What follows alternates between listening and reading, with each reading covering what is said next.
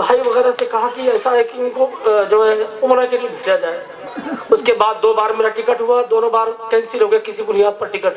مجھے اس بات کا ڈر تھا کہ میں بامبے سے لے کر حیدرآباد, لکھنؤ, یہاں وہاں دیکھا ہوں کہ دولت مند ایک سے ایک پڑے ہیں, لیکن جب ان کو جانا ہوا حج پر یا عمرہ پر تو ان کا مقدمہ یا ان کی دنیاوی پریشانی اتنی تھی کہ ان کو واپس آنا پڑا. احرام جو پہنے تھے ان کو ایئرپورٹ سے آنا پڑا.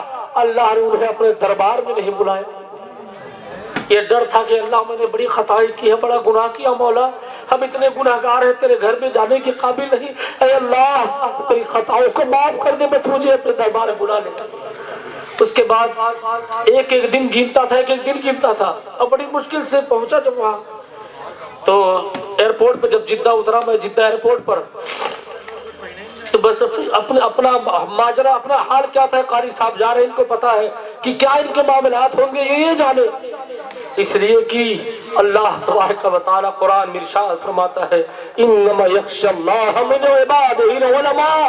یہ علماء ہی ہے جو مجھ سے زیادہ ڈرتے ہیں. انہیں پتا ہے اللہ کون ہے, رب کون ہے, سبحانہ و تعالی کی ذات کون ہے. انہیں پتا ہے, بتانے کی ضرورت نہیں.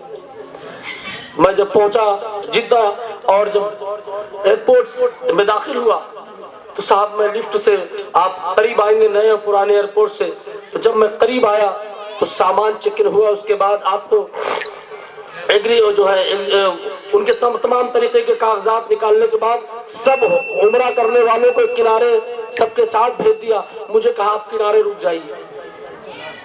واللہ میری جو کیفیت تھی میں آپ کو بتا نہیں سکتا. مجھ سے کہا آپ رک جائیے. میں نے کہا اللہ تعالیٰ سب تو صحیح معاملہ, مولا تعالیٰ تیرے شہر, تیرے اس ارض حجاز پر آ گیا ہوں مولا, جدہ آ گیا ہوں. اے پاک پروردگار تو ستار العیوب غفار ضرور, مولا مجھے معاف کر دے. اے اللہ مجھے ایک بار اپنے گھر بلا لے, مصطفیٰ کا در دکھا دے پاک پروردگار. 15 منٹ مجھے کھڑا کیا. 15 منٹ میں کیا میرے حال ہے وہ میں آپ کو بیان نہیں کر سکتا اپنے جملے سے, میرے پاس کوئی الفاظ نہیں ہے. اور جیسے ہی 5-10 ادھر سے اور بھی عمرہ کرنے والے ہمارے گروپ والے آئے تو پتہ چلا صاحب آپ کی آئی ڈی سے ہی ان کو جوڑا گیا تھا, اب سارے آ گئے, اس لیے آپ کو آخر میں جانا تھا ان کو لے کر. تھوڑا سکون ملا, گاڑی میں بیٹھا, وہاں سے بس میں بیٹھ کر سفر کیا. اور جیسے ہی پہنچا ہوٹل میں, ہم نے کہا نہ نیند نہ کچھ, اس لیے کہ آپ بہترین تھکے ہوئے ہیں تو آرام کر لیں, سکون اطمینان سے آپ حرم شریف میں جائیں, بھاگے نہ جائیں. لیکن میری کیفیت عجیب سی تھی. وہاں میں کس طریقے سے جب خانہ کعبہ میں پہنچا, داخل ہوا, تو واللہ میری کیا کیفیت تھی میں آپ کو بتا نہیں سکتا. بس یہ سمجھنا کہ مجرم بھاگا ہوا جرم کر کے جب اپنے رب کی بارگاہ میں جاتا ہے تو یہی کہتا ہے اے اللہ اگر تو معاف کر دے مولا تو تو رحیم کریم ہے پاک پروردگار, تیری دربار سے کبھی مقتا خالی نہیں جاتا. اور اگر جس کی عرضی حق قبول ہو گئی رب کے محبوب کا دربار میں وہی مدینے میں جاتا ہے. اس لیے جنت تو مکے میں مانگی جاتی ہے, لیکن جنت کا پروانہ اور جنت کے کاغذات, جنت کے سرٹیفکیٹ اگر کہیں مل رہے ہیں تو مدینے پاک میں مل رہے ہیں. اس لیے یہاں پر سب ہے لیکن جنت البقیع نہیں ہے, سب ہے ریاض الجنہ نہیں ہے. اس لیے جنت مدینے میں بانٹی جاتی ہے. اور جیسے ہی مدینے پاک قریب آیا تو بندہ کتنا آہوزار روتا ہے. آپ سب عشاقان مصطفیٰ ہے, آپ سب غلامان مصطفیٰ ہے. یہاں ہر وقت پڑھتے تھے قاری صاحب, میں مدینے چلا, الگ الگ اشعار مدینے پاک کے حوالے سے پڑھتے تھے, آپ سب کو سناتے تھے. سینکڑوں حاجی کو انہوں نے بھیجا ہوگا قافلے کے ساتھ, سینکڑوں عمرہ کرنے والوں کو بھیجا ہوگا.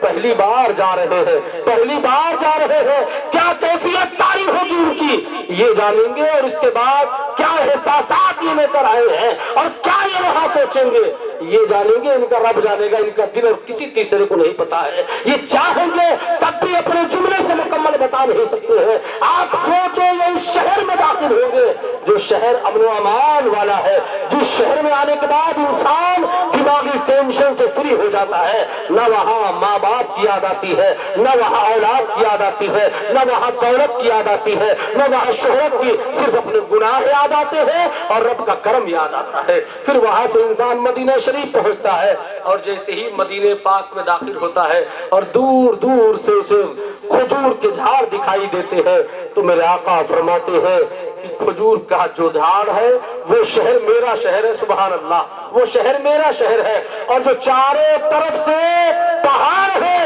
وہ میری ولادت کا شہر ہے، سبحان اللہ۔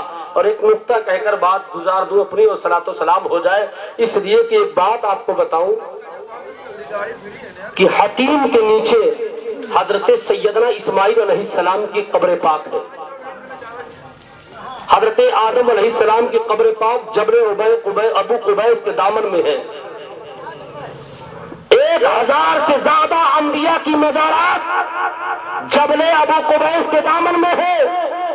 جبل ابو قبیس کون؟ جہاں سے میرے آقا نے انگلی سے اشارہ کیا چاند 2 ٹکڑا ہو گیا، جہاں سے میرے آقا نے دعائیں مانگی تو خانہ کعبہ دکھائی دیتا ہے، جس دامن میں حضرت آمنہ کا مکان ہے، جس دامن میں اللہ تبارک و تعالیٰ نے ڈھیر ساری رحمتیں پیو دی ہے اور نازل کر دی ہے، اسی جبل ابو قبیس کے دامن میں 1000 سے زائد انبیاء کی مزارات ہیں۔ سوال، رب فرماتا ہے اپنے محبوب کو پیدا کرنے سے پہلے 1,24,000 انبیاء کی ارواح کو جمع کیا، کہا اپنا خلیفہ بھیجنے والا ہوں اور اسی میں اپنے محبوب کو بھیجنے والا ہوں، سبحان اللہ۔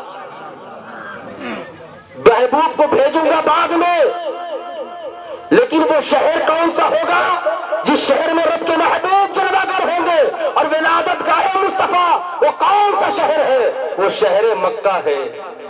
تو کہا اس وقت حضرت آدم نے، یہ مولا اگر میری موت ہو تو تیرے محبوب کی شہر میں ہو۔ اللہ اکبر۔ اسماعیل علیہ السلام نے دعا کیا، اے پاک پروردگار میری قبر اگر بنے اور میں اگر دفن ہو شہر مکہ میں دفن ہو جاؤں، اسی وجہ سے دونوں مسجدیں ایک ساتھ تعمیر کی آدم علیہ السلام نے، مسجد اقصی بھی اور مسجد حرام بھی، دونوں کی تعمیر عظمت برابر تھی، دونوں کی عظمت برابر تھی، نہ کم نہ زیادہ، لیکن کچھ انبیاء ایسے تھے جن کی خواہش تھی اگر میرا انتقال ہو تو شہر مکہ میں دفن کیا جاؤں۔ یہ کب تک ہے؟ جب تک رب کے محبوب جناب محمد رسول اللہ دنیا میں پیدا نہیں ہوئے۔ لیکن جب میرے آقا شہر مدینہ کوچ کر کے ہجرت کے لیے جا رہے ہیں تو اب لوگ دعا کر رہے ہیں، اے اللہ رہو مکے میں مرو مدینے میں، تو سبحان اللہ انبیاء اس شہر کو پسند کرتے ہیں جس شہر میں محمد رسول اللہ رہتے ہیں، اور غلامان مصطفیٰ وہاں مرنا پسند کرتے ہیں جس شہر میں مصطفیٰ جان رحمت رہتے ہیں۔